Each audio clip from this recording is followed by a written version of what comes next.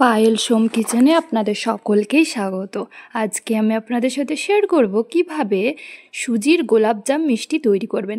একেবারে খুব সুন্দর খেতে হবে। আপনারা অবশ্যই বাড়িতে তৈরি করে দেখবেন, খুবই কম উপকরণ দিয়ে এবং খুবই কম সময়ের মধ্যে কিভাবে তৈরি করবেন সেই রেসিপিটি শেয়ার করছি। চলুন তাহলে ভিডিওটি শুরু করা যাক। সুজির গোলাপজাম বানানোর জন্য সবার প্রথমে গ্যাসে কড়াই চাপিয়ে দিলাম। কড়াইটাকে খুব ভালো মতো করে গরম করে নেওয়ার পর এর মধ্যে ঘি দিয়ে দেবো 2 টেবিল স্পুন। ঘিটাকে একটু গরম করে নেওয়ার পর 1 কাপ সুজি দিয়ে দেব। সুজিটাকে হালকা একটু লাল করে ভেজে নেব, ফ্লেমটাকে মিডিয়ামে রেখে।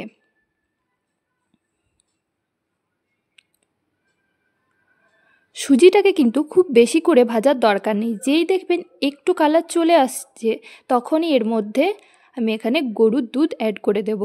আমি এখানে টোটাল 1.5 কাপ পরিমাণ দিয়েছি, তবে একবারে না, অল্প অল্প করে দিয়েছি।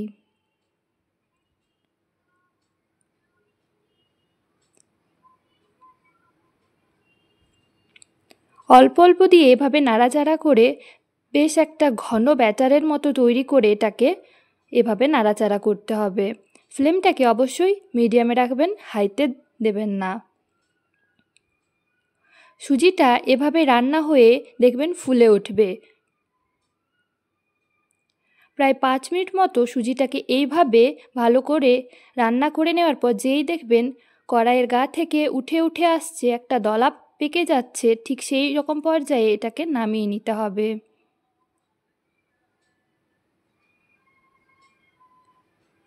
এবার এটাকে নামিয়ে ঠান্ডা করে নেব।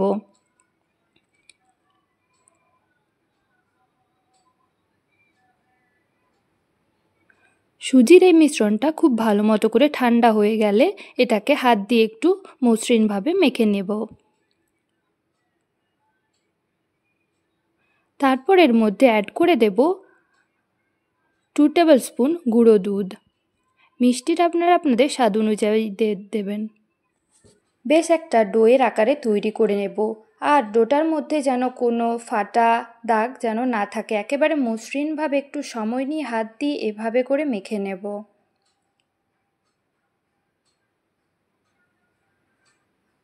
আর কিন্তু এখানে আলাদা রকম কোনো জল কিংবা দুধের ব্যবহার করব না। ঠিক এরকমভাবে মসৃণ করে একটা ডোয়ের আকারে তৈরি করে নেব।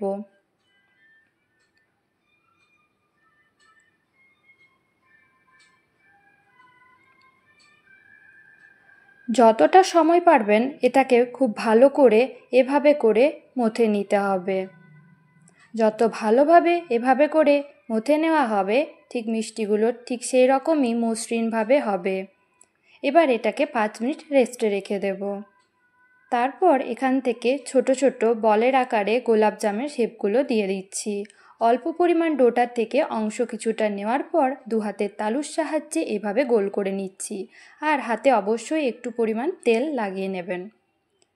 এইভাবে গোল করে নিতে হবে। আর দেখতে হবে এই বলগুলোর মধ্যে যেন কোনো ছিদ্র বা ফাটা দাগ যেন না থাকে। একেবারে মসৃণ করে গোলগুলো বানিয়ে নিতে হবে, না হলে কিন্তু ভাজার সময় ভেঙে যাবে। সব গোলাপজাম মিষ্টিগুলো একই রকমভাবে বানিয়ে নিচ্ছি। আপনারা চাইলে শেপটাকে একটু লম্বাটে করেও করতে পারেন।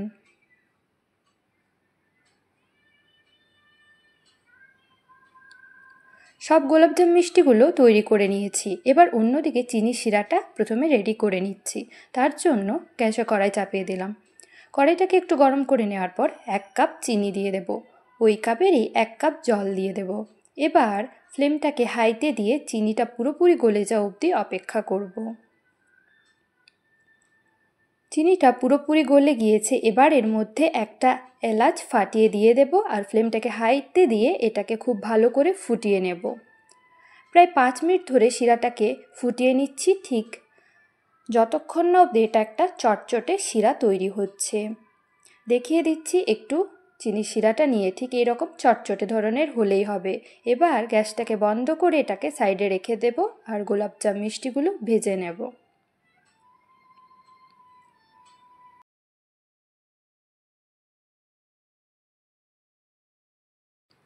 এবার অন্যদিকে গ্যাসের মধ্যে একটা ফ্রাই প্যান বসিয়ে দিয়েছি। পরিমাণ মতো সাদা তেল দিয়ে দেব। তেলটাকে খুব ভালো মতো করে গরম করে নেওয়ার পর একটা একটা বলগুলো তেলের মধ্যে ছেড়ে এপিট ওপিট লাল লাল করে ভেজে নেব।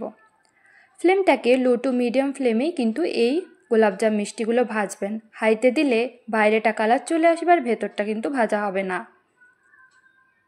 উল্টে পাল্টে একটু সময় নিয়ে ভালো করে ভেজে নিতে হবে।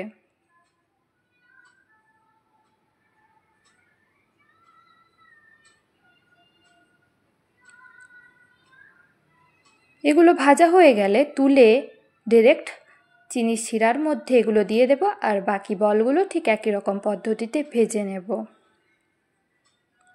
চিনির শিরার মধ্যে দেওয়ার পর একটু নাড়াচাড়া করে এটাকে ঢাকা দিয়ে 5 ঘন্টার মতো রেখে দেব। হাতে সময় থাকলে আপনারা আরও বেশিক্ষণও রাখতে পারেন।